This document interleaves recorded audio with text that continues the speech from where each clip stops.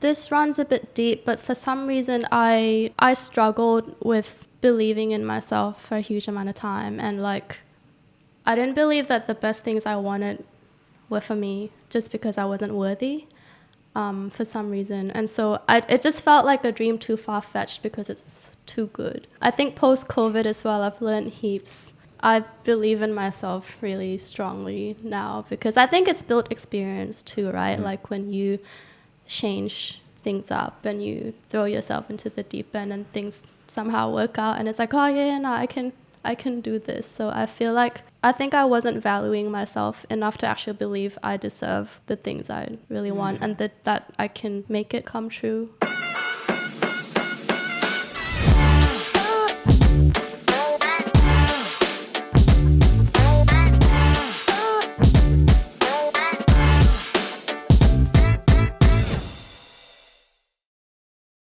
So this was such a trippy thing. So like this morning I was like, you know what, I'm just going to go get my mind into it. And I was like, I'm just going to Google you and just to see what other things pop up. You know, like I like to do a bit of research and just get a bit of background. Yeah. And then I see that there was like, I read all these articles about you, you know, like you, Frankie Magazine, and the latest one that popped up was Fashion Journal. Oh yeah. And I was like, oh, cool. All right. She's Fashion Journal now. All right. So she's getting write-ups everywhere. And just flicking through that, and I see that we got a shout out in there as well. I was like, it was a spin out. Yeah. Yeah, it was a spin. I was like, whoa, hang on a minute. And that was just posted a couple of days ago. Yeah. That's real cool. I mentioned.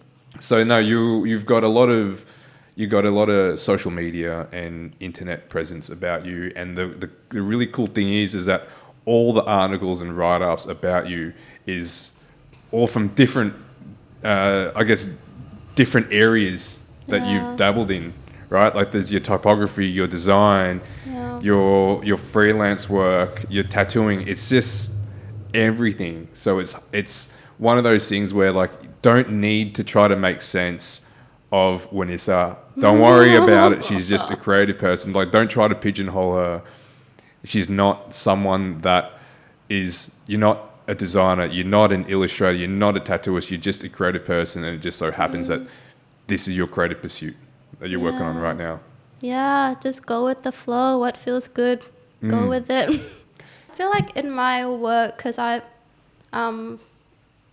think you can relate to, because you come from a graphic design background. I feel like I've come across many different crossroads, and I'm always kind of seeking for fulfillment and how to be happy.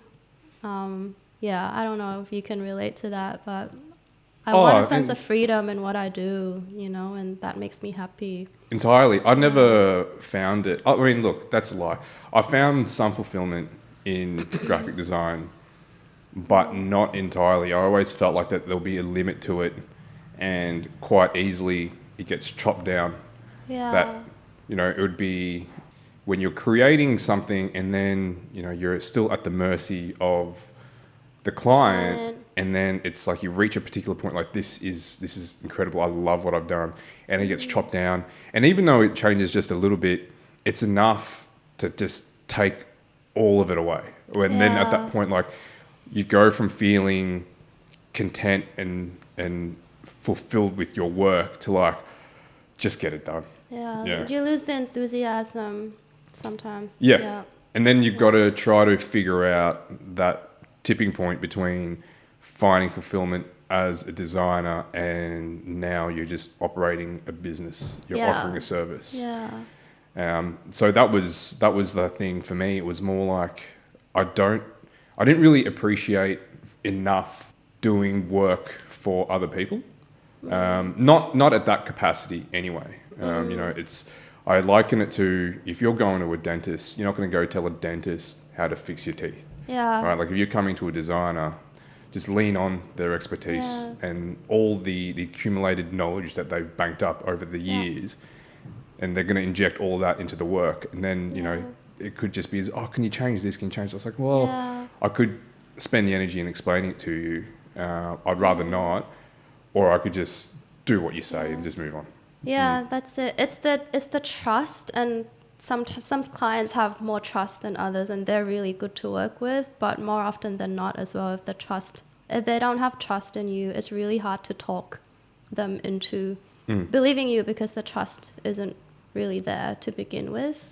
Yeah. Yeah, it's hard for them because I get it, right? Like, as a creative, the point is to challenge the status quo and to push the boundaries, right? And to ask certain questions as well, and just to challenge the way people think and perceive things.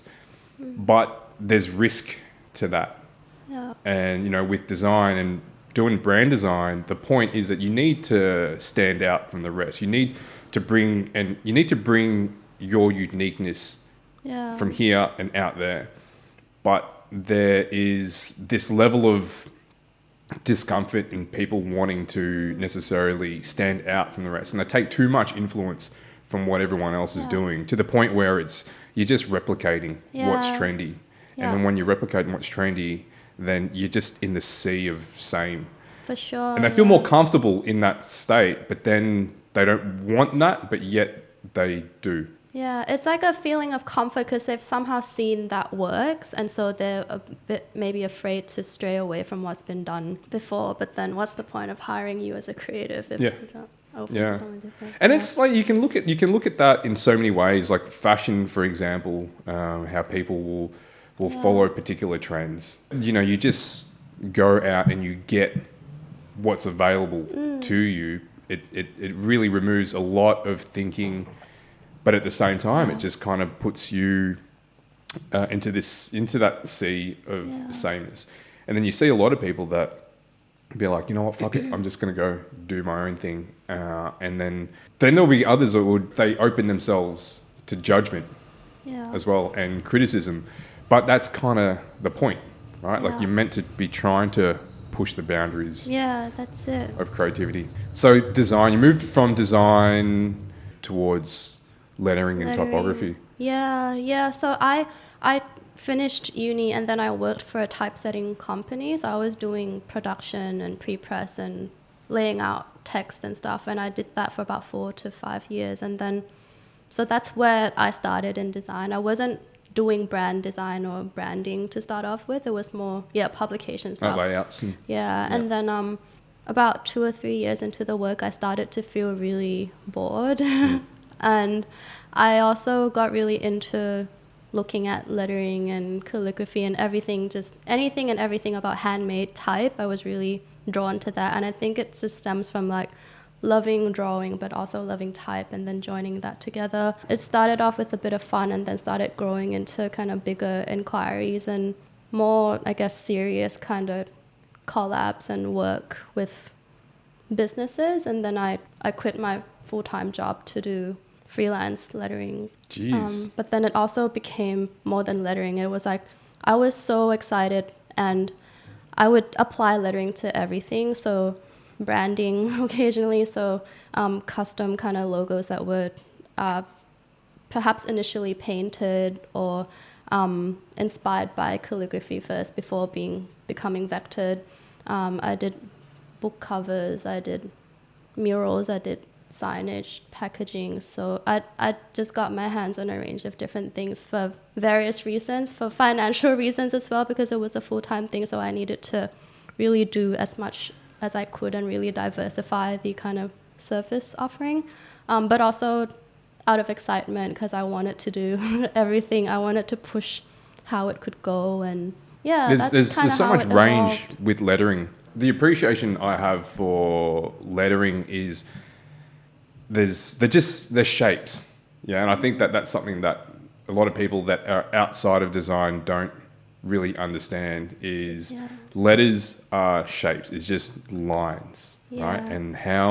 And like any letter could be done in such an abstract way, but it still needs to represent this shape. You put a bunch of shapes together, you have a word, and that word in itself has meaning. So you have the shapes that are communicating something, and then the words are also then communicating something. Yeah, for sure. Yeah, I love that you said that. Not many people pick up on letters being shapes, and that was the foundation to how I learned to letter. Yeah. It's easier because I mean, even with when I say easier, is that it's already loaded with context. So when you're applying your particular style, you're already borrowing some of the innate meaning behind it, and then you can apply your style to either contrast or to enhance what it is. Do you do any lettering scripting in Thai? I attempted them a few times, but I never achieved any results that I was really happy with. But I think it's just due to not pushing it enough or not having a strong enough interest in it. But I do follow a few Thai lettering artists, and when I go back to Bangkok, I went to see their work and stuff, and it ranges from like street art to also live calligraphy as well, which I also do here in Australia. But it's really nice to see the range of works in Thailand and the script. I admire it, but I haven't really done it myself. Yeah. It's like a whole new discipline entirely, right? Yeah, and I guess because the letter forms are so different,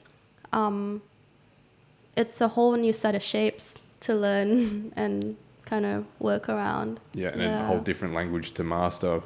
You know, I'm sure that there'll be some words in Thai that don't easily translate. Yeah, for sure. Right, and they'll have a different kind of meaning and nuance behind it. Yeah, yeah. And one of the things that I thought was really interesting that we have in common is moving around and trying different creative pursuits. Yeah.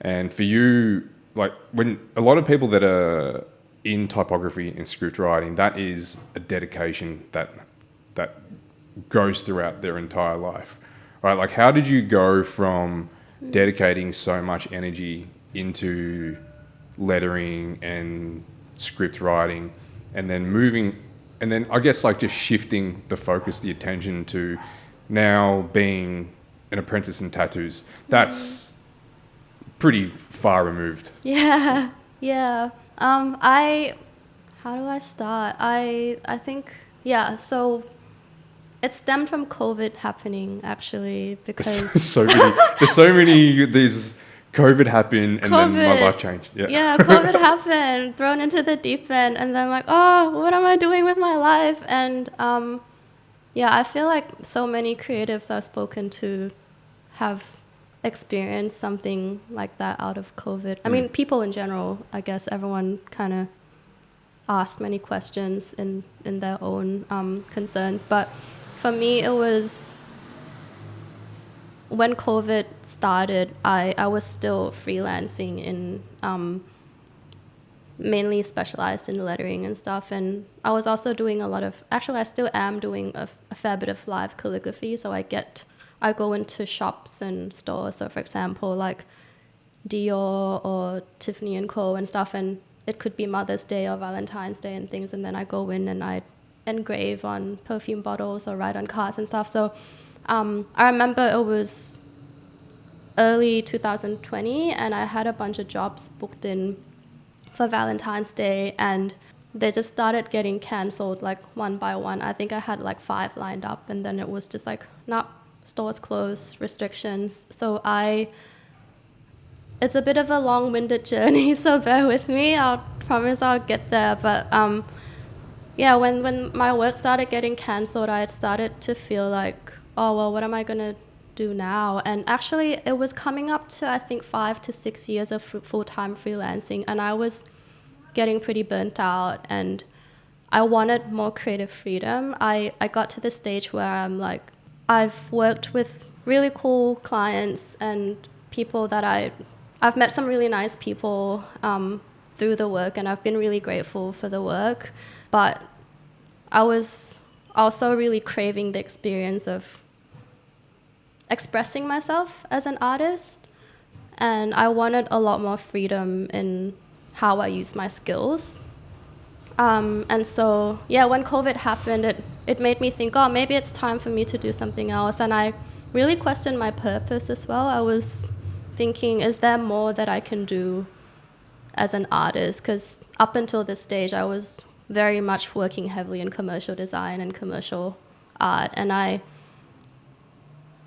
worked for, I'm really lucky too. I got to work for people like Disney and Nike, and I grew up watching Disney movies just like any other gal, but I was reacting to what came to me rather than taking control of what it is that I want to do with my skills. So if the clients were good for me to work with, then I would be really, really happy. But if it wasn't resonating with me, but I still needed the money, I'd still do it, but then not feel happy, So yeah, I was questioning my purpose, and I wanted to explore creating some kind of impact and perhaps maybe working closer with people.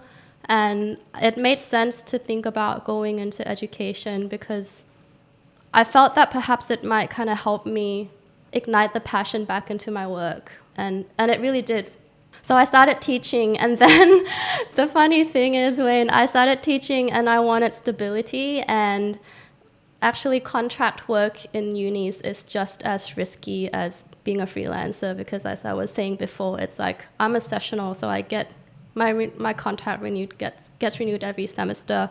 So there was always that feeling in the back of my mind where like, okay, I'm safe for another 12 weeks, but let's see in another 12 weeks what's going to happen. And so I was always kind of not wanting to put my eggs into one basket into teaching, because after COVID, I'm like, okay, I need to depend on myself. And again, it's like that feeling of drive of what can I do for myself rather than reacting to what gets given to me while paying the bills and stuff.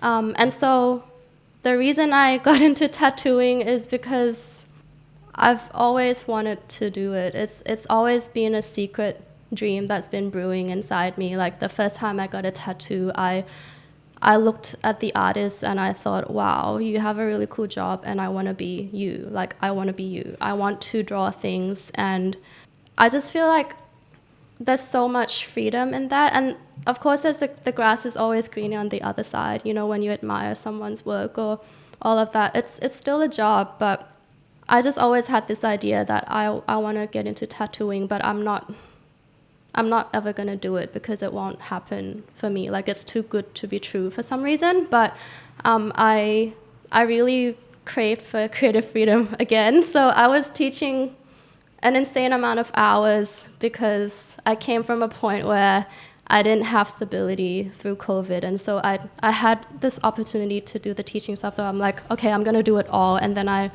again, felt burnt out and I miss creating. And that's when the idea of I really want a tattoo popped back up into my mind. And I remember I kept telling Chico, I kept showing him work by artists that I admire. And there's so many amazing tattoo artists in Melbourne that I follow, and I'd be showing him their work, and I'm like, oh, look at this is so beautiful. Like, look at this career. It would be so nice to do it. And at the time as well, I was, looking for other things. So I'm sorry for the long story. I feel like I spoke in like a... That's how it goes though, right? Like I asked you to explain how you got from here to here, but it's not It's so disjointed, linear. And your teaching as well, like when you think about how that plays into it, and you said that, the journey hasn't just been so linear, not from A to B, there's all this going on. And like just in that alone, because you were teaching about culture and art and how all of the things just kind of just coalesce, right? So there would have been so much that you would have had to learn along the way, and then just using that and channeling that to your students. So there'd been like heaps. So much, I guess, like benefit and reward from just that experience in itself. Can you tell us what it is that you were teaching and what you were mentoring the students? Yeah, sure. So I initially started teaching graphic design because that's the background I was in, but also I was handed over a few different units and I did all of them. But one semester I got given a unit called Design Issues and Impact. And it's a 12-week unit where for the first kind of 5 weeks we speak about the arts' impact on race, culture, ethnicity, gender, and all of that. And so we explore this idea that artists express their identity through art and I guess encourage connection between people and also create impact in some way. And then later on, I speak about design arts and responsible design. So that takes into consideration things like social design, environmental design.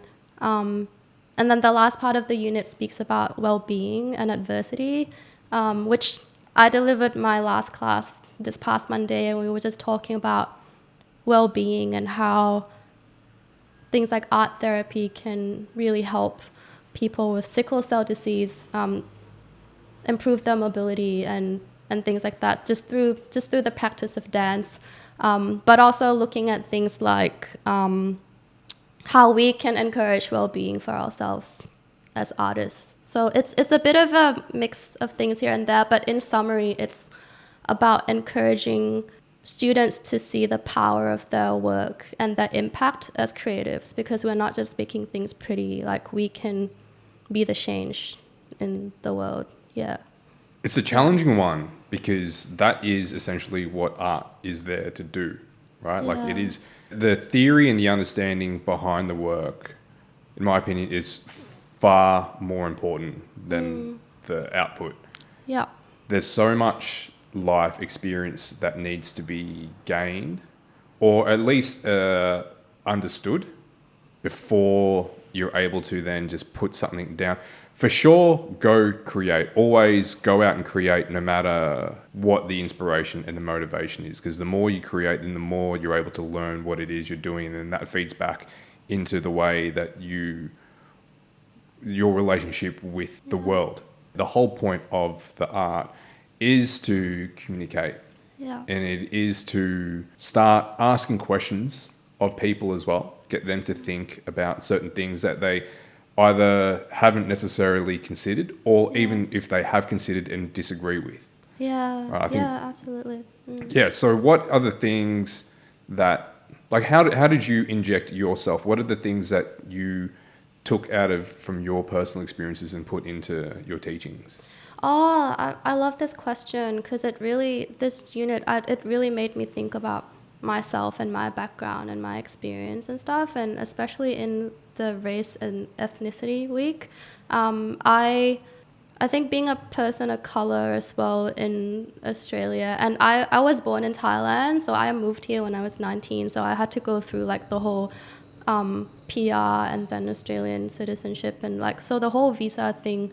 And then, yeah, being raised in Thailand, I went to an international school, and I'm so thankful for my mom and dad for the level of work and commitment they put into me and my siblings to get our English to be really quite up to scratch and how we communicate and stuff. And like, just, I think my whole cultural background really helps fuel my work and how I teach as well, because I was bullied pretty badly in school for the way I speak and my accent and stuff, and I was really self-conscious. I was so self-conscious about my accent growing up, and like now I feel a sense of pride about it because I'm like, yeah, I sound different because I'm not from here. It's like sometimes I sound Australian, sometimes I sound Thai, sometimes I sound American because I learned English off watching TV. So it's okay. Like, I'm a multicultural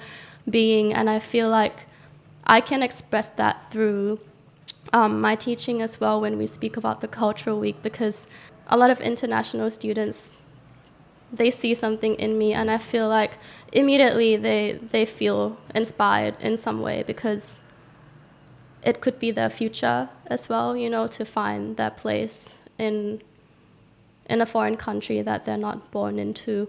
And then, yeah, I think just overall the identity weeks really speak to me. And I was also born into a pretty traditional family when it comes to, I think, gender roles. And so I feel really passionate about that stuff. And when I speak about it through looking at examples of artists who challenge gender norms and all of that, it comes from me as well. When you were saying about embracing your uniqueness, and the accent thing, because like I hadn't even considered this in quite a while, but I sound the way I sound because it was at one point intentional to remove the accent, because I wasn't born in Australia either. Right, I was born in Malaysia, and I was fluent in English, and then when we moved here, there was a conscious decision on my part to try to assimilate. Same sort of thing, getting the bullies or whatever else, and it was then like, all right, how do I assimilate as quickly as possible? And I look back at it, and I wish I embraced my culture more.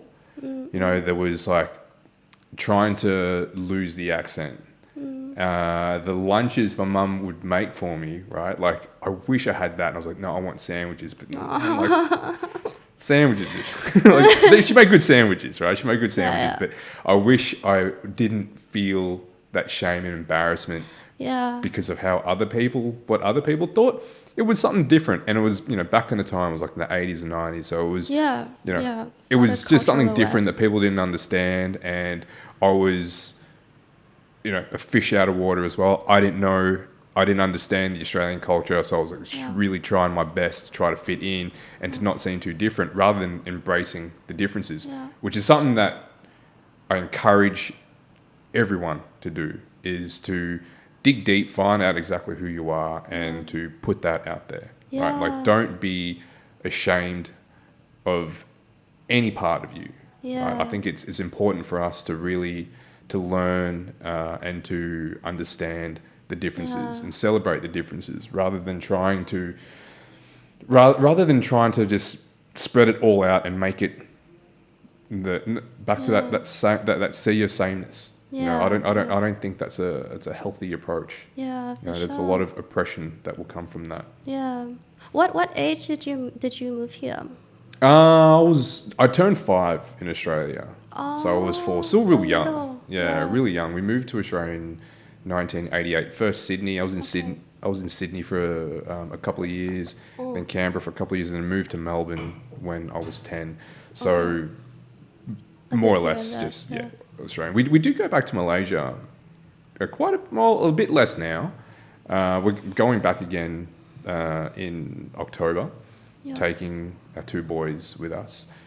Awesome. And we try to maintain that connection. And every time we go back to Malaysia, it does feel like a second home. There's still family there, and it's just nice to get back, and you can kind of just let your hair down. They live such a simple life over there in the town that my family's from, so it's nice just to let go. And enjoy good food, right? Oh man, and to the point where it's painful, because it's like 5 meals a day. Oh my god, I'm the same. I try and fit in as much as possible, and snacks. And then as you're eating one meal, you're already discussing what you're doing for the next meal. Same. And you're stuffed, but that's the joy of it. Same. My family is the same. Food is our love language. So my mom, every time I go back home, she stocks up my fridge with all our favorite food, and it's just amazing. Like, acts of service. It's a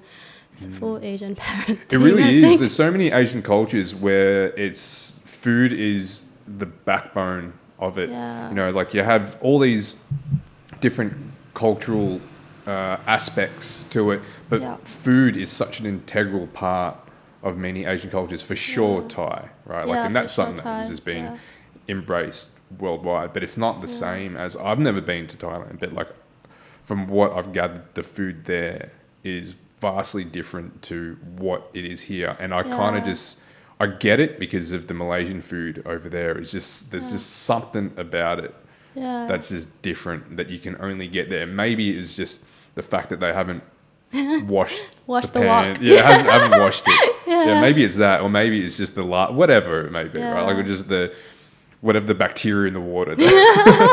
You'll love it. Not the bacteria, I mean the food overall, but if you go, you have to tell me, because I'll make you a list of things to do and go 100%, 100%. Yeah, so tattooing, that's just such a massive leap. And, when you were saying about how it's something that you've always wanted to do and never really thought about it, and then when the opportunity came, it would have been like, you know what? why not? You know, Yeah, like yeah. I could have just done this all along. And like, where do you think the pressure came from or the resistance came from when you thought there's no way I could do this? Like, why did you ever think there's no way I could do this? I think it's this runs a bit deep, but for some reason I struggled with believing in myself for a huge amount of time, and like I didn't believe that the best things I wanted were for me just because I wasn't worthy for some reason. And so it just felt like a dream too far-fetched because it's too good. But I think post-COVID as well, I've learned heaps, and I believe in myself really strongly now because I think it's built experience too, right? Like when you change things up and you throw yourself into the deep end and things somehow work out and it's like, oh yeah, no, I can do this. So I feel like, yeah, does that kind of answer the question? I think I wasn't valuing myself enough to actually believe I deserve the things I really want and that I can make it come true for me. Has that helped you now, having that foot in the door and now on that trajectory? Has that kind of changed the way that you view not just your career, but just in every other aspect of your life? Yeah, for sure, for sure. I didn't used to believe in things like manifestation and stuff, but now I really do. Like if you want something, you keep thinking about it enough, you're gonna say it to someone and they're gonna respond to you in some way. Like it's only natural. And so it starts from me actually believing that, oh, I can do it. And it's like a small seed that you plant for yourself without chucking that seed away and going, oh, it's never gonna happen, you know? Yeah, fully. I feel like it's it's growing, like that self-belief. And it takes a lot of courage too, I think, to be like, oh, I've spent the last 15 years of my life mastering in design and now I'm gonna do something completely different with no particular kind of skills and just believe that it's gonna work. Oh, I get it. Look at this. No, I love that for you. I was thinking about this just the other day when I'm thinking about our chat and I'm like, oh yeah, of course, Wayne's doing the same shit that I'm doing, but just in a different form, you know? Exactly. And you're like filling in, you're meeting people, you're talking to people every week, and it's like a full leap. It's a full belief in it. Yeah, and much like what you were saying about how that you didn't think that you could do this. Yeah. You know, with the manifestation, if you believe you can do something, then it's going to change your behavior and how you conduct yourself. Yeah, for sure. And then if you're conducting yourself in a way that is actually going to be leading to a result that you want, you're going to increase your chances of yielding that result. And then when you get that result, then it's going to support your belief that you can do it, which is then going to affect your actions. But from the start, if you actually didn't believe that you could do it, then that's going to come through in your actions. Yeah. So I think the first step is really just believing in yourself. And it sounds incredibly cliche, but it's so true. But that's just kind of where it starts. Like you just have to be your own best friend, and in your case, give yourself a break and just tell yourself that, you know what, I can do this. Like I am worthy of this because someone's going to do it. The opportunity is there, and I'm just going to step up. Like in this situation with the podcast, I wish that I did the things that the people that I'm speaking with did. So I had to kind of like go through my shit to arrive at this point, to then meet up with these people and then to understand what it is that they're doing and then just cast it back out there. Yeah. You know. So no, I completely get where you're coming from. That, you know, like there's just so many parallels. Yeah, we're in the same boat. It's just different things we're doing. Yeah, and I find that that's been the case with a lot of creative people as well. That, you know, that it's hard to take that leap because there's no blueprint for it, right? Like it's just like you want to do something different. You want to it's just it's an expression, and you are uniquely you. So there's no way of knowing whether or not what you're doing is the right way. You just have to trust that it is going to work out, and fully. just do it. And then it comes down to that, like back yourself, yourself. And the more that you back yourself, even when shit gets hard, then people will start to resonate with that. Not so much the work, it's just the essence behind the work. For sure. Yeah. Yeah, and I love that. And another thing for me is, and I think we spoke about this, touched on it briefly when we caught up for coffee that other time. But my grandparents lived a pretty tough life, and they fled from the Second World War. So then they pretty much migrated from China to Thailand. And so I feel really privileged to be able to choose what it is that I want to do, whereas my ancestors, they did things for survival. So it was all like, they were so entrepreneurial in what they did because they got their hands on everything, you know, like Dad, he speaks so highly about our grandpa. So he tried everything to survive and feed the kids and all of that. And so they're coming from this place of survival, you know, but I'm so privileged. I'm born into a place where I can make decisions for happiness, and not to say that they weren't happy, you know, they were happy with their life as well, but it's like, it's incredibly privileged of me to be able to go ask myself questions like, what do I want to do to be happy? And I don't take that lightly. And so like, once I've made the leap to do something, that thought in my head reminding me that I'm so lucky to be here, so don't use this opportunity lightly, it fully drives me to be like, I'm in Australia right now, like many people, my grandparents, my parents worked so hard for me to get here. I'm not gonna go halfway. If I want to do tattooing, I'm gonna do tattooing. I'm gonna start it at 36. It's okay, like it's not too late, nothing's too late, because I'm lucky to be in the position to be able to choose. And so like, 100%. Don't let it 100%. Go to waste. It is just a huge mindset shift when you want to frame your opportunities in life like that. Yeah. It is really strange when we think about like our cultural background and some of the things that our parents and then their parents had to go through, like the idea of war and having to survive war. Oh my goodness. Yeah, I couldn't imagine. No. Like I think what would be the hardest thing in my day? It'd be embarrassingly like, just what am I going to cook for dinner, right? It'd be something like that. Yeah. And it's like, oh God, now I've got to go to the supermarket. Yeah. Yeah. Instead of having to go, hunt for my food, I'm just going to go to a shop and exchange currency credit for it. You know what I mean? Like it's just it's so fickle, some of the things that we worry about. And instead of just putting that energy towards like, we have these opportunities to be like, what do I want to do to make me happy? And it sounds pretty embarrassing when we take that for granted. So tattooing, you're applying your own style to it as well.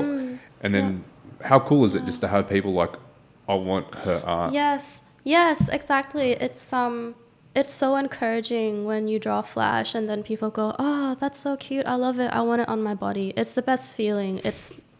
There's just a lot more trust overall in the client base in tattooing compared to coming from the graphic design perspective. It's a lot more personal. And currently this year, I've been working on developing a stronger portfolio, and I want to be known for a style, which I'm still really early, so I'm still developing that. But I enjoy work through expressing myself and having the ability to share that with people, and if they enjoy it, they can have it on their bodies. So this journey that has kind of like taken you to where you are now, because you've developed quite a following from all the different walks of life, and you're essentially just like, you're just an artist that just creates, and just so happens that right now you've found the thing that you want to do. Yeah. right? So how has that kind of like translated into all the other parts? Like, are you doing any more of the design or of the illustration or of the typography? Is that still something that you're doing, or is it just all your energies now just in developing your tattoo skills? All my energy is towards developing my tattooing, because up until recently, I was also teaching a day a week, which is like, it's 3 hours a week. And everything else, like 90% of my time is towards tattooing. But to be practical with income and not put all my eggs in one basket, I still do live engraving work every now and then, which to me I love doing, because it's like going back to something that feels so easy. I just turn up with my tools and I'm like, okay, here you go, it's done, because it's just built experience from a skill I'm used to, and it's a bit of extra cash there. But I'm at the moment not really taking on projects like illustrative projects or anything editorial, anything that kind of involves me to pick up the phone, call the client, get the quotation done, quote, and then break down the timeline, and like all of that process is too much and takes away from my focus from tattooing, because it's massive. Yeah. It's a lot. It takes you out of that frame of mind of creating, and that balance between doing the work and doing the business. Most of the time you're doing the business. Yeah. So what's the outcome of all this? Like what is the purpose behind what you're doing now, and what are like the lessons that you're injecting into this? At the moment, just really focusing on having as much fun as possible. Like, my client base is still very, very, very small. I need to, that's one of my goals, to really develop trust and grow my client base in tattooing. But the outcome, ideally, I'd love to tattoo full time one day. It's really good that I had that experience of years of working for myself, and we wear multiple hats as a designer, and I think that really translated to my practice, and at least I've gotten used to working for myself and the admin side of things as well, and promoting myself and all of that. So it's like, I think it's a very similar kind of skills required to run the freelance design aspect to now adapting this. But recently, a few weeks ago, I realized something I have to unlearn is my commercial side, like my commercial brain, my does the client approve this kind of brain. And really, I thought that I always wanted to be an artist, and I felt like an artist since I was little, but I think being in design for so long, I became really accustomed to answering to briefs, and it's not a bad thing. And I look up to so many good designers out there who enjoy the problem solving side of things and all of that. But now my brain, I need to kind of transfer it to the mindset and the bravery of an artist to be able to fully express myself and like believe in expressing myself without thinking about revisions or things like, it's okay for me to have fun and express myself, and really also developing a taste in things and being sure of the taste and bringing that to the client who comes in to get tattoos. So like when a client comes to you for tattoo, some of them have a very specific idea of what they want in mind. So okay, they want a particular design to be on this very particular part of this body. But for people who are more open to guidance, they want to come to the artist for direction, and the direction part is what I'm learning. I don't know if that makes sense, but like I've spent the last 15 years kind of working with art directors and having direction given to me, and I'm learning to practice my voice as an artist. And like now I'm studying a lot more, and not studying, but like observing tattoos a lot more now too. And okay, I really like this aesthetic. I really like that placement. I'm, looking around more when I see people with tattoos, and I'll be like, I like this, I don't like this. So it's good training for my eyes and how to kind of develop my own sense of taste as well. So then when someone walks in through the door, I can really form my own judgment around what looks good and what doesn't. Whereas before, in commercial illustration and commercial lettering, I didn't really, I mean, I had a say in what looked good because I was still the one driving and creating the work, but I felt like almost 50-50 of it was like the director, the art director, or the client, and then 50% me. But yeah, I think that ratio was heaps different in the tattooing world, and it's actually why I got into it, because I like that I will have more freedom, but I'm learning now I have to kind of adapt and evolve the way I think for that to actually happen and like be an artist, you know? Yeah, that's kind of one of the beauties of starting something from scratch. So, you know, with your background, having done so many other areas of design and art, you know, you establish yourself in those areas. So was there any fear to then being like, you know what, I'm gonna start again? You know, that I'm gonna go and start from the bottom and then work my way up. Was there any fear, especially like for the tattooing stuff? Yeah. For sure, yeah. I think on my bad days, I'm like, what am I doing? I can make pretty good money doing what I had built my experience up to, and I had a pretty good client base. I could push this further in the direction that it kept going up. But I think the curiosity and the dream of what I suppressed for a long time, that overtook the fear, and I don't feel the fear as much as the excitement. The excitement just took over, and I'm like, oh my God, I've always wanted to do this. It would be really silly to say no to this opportunity. So I think I spend more time thinking about how I can build this up more than I worry about it going wrong, because I've done it before in a different form in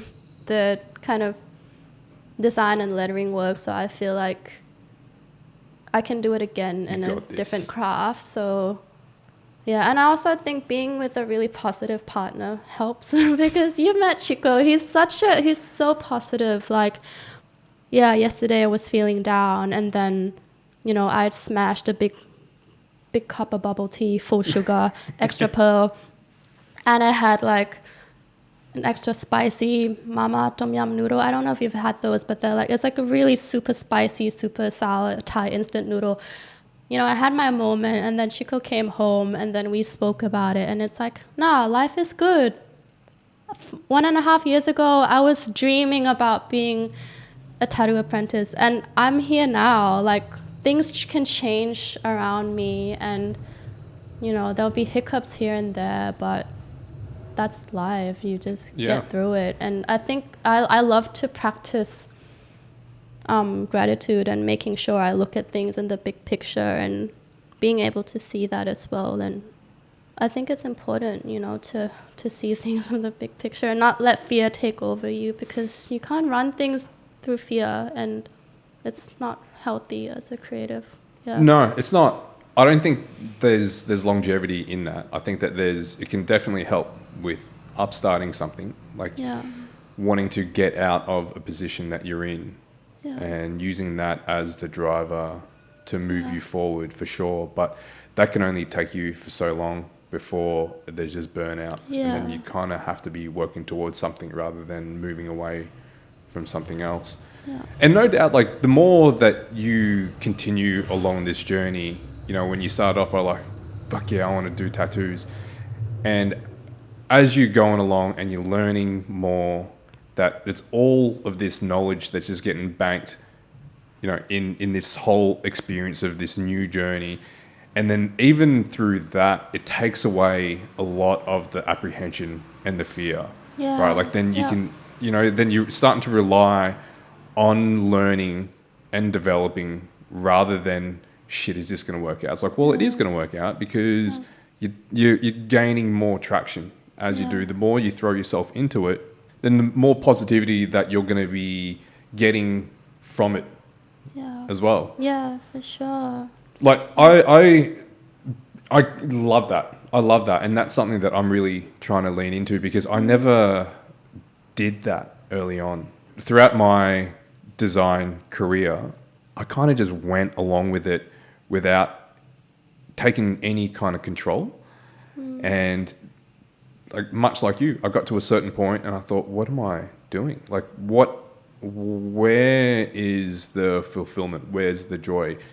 And, back to what I was saying earlier, a lot of it just came from, I've got to just recognize that there are a lot of people that are doing things that I wish I was. And it's to then just humble myself and to ask the questions that I wish I did. And, just throw caution into the wind and just rely on things just working out. Yeah. Not so much focus on any kind of result anymore. It's not even about the result. It's just about enjoying the process and enjoying the journey. Yeah. Yeah. And I love that you've been having fun with this and the podcast stuff, because it's really nice to enjoy things in life. Yeah. And it's cool how it just worked out. Like we wouldn't have connected if not for Chico. I had no idea your background having done so many different things as well. Like I knew that I just assumed that you were just an illustrator. I didn't know how prolific your background was in various disciplines and didn't even know that you were getting into tattoos until, just connecting with you through Chico. But it's really great. It's really great. So where's the studio? The studio is in the city. It's called Mid-City Tattoo. We used to be near Chinatown, like Burke and Russell, but now we're on Elizabeth Street. But you can't see it. You can't see the shop from the street. It's like up in a building. We're very cozy. We'll give you blankets if you get cold. Come in, drink some tea, and get tattooed. Yeah. No, I really do appreciate having you on and just speaking about, you've gone from having a focus in one particular area and then shifting away from that and then dedicating to another area and then shifting away from that and then just having those experiences to then lean in on and ask yourself, what do I actually want out of my creativity? And then just finding this little pocket and then pursuing that. That's something that I completely resonate with. I'm on a very similar path.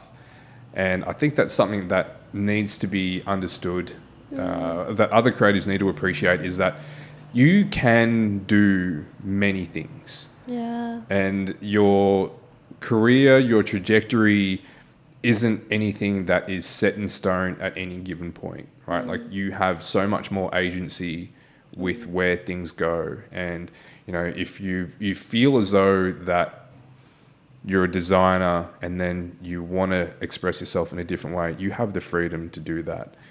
Where can people connect with you and find you on the socials? On the socials, I'm Wanissa, but with 3 S's because my original name was taken, so I had to add. I'll spell it. So it's WANISSA.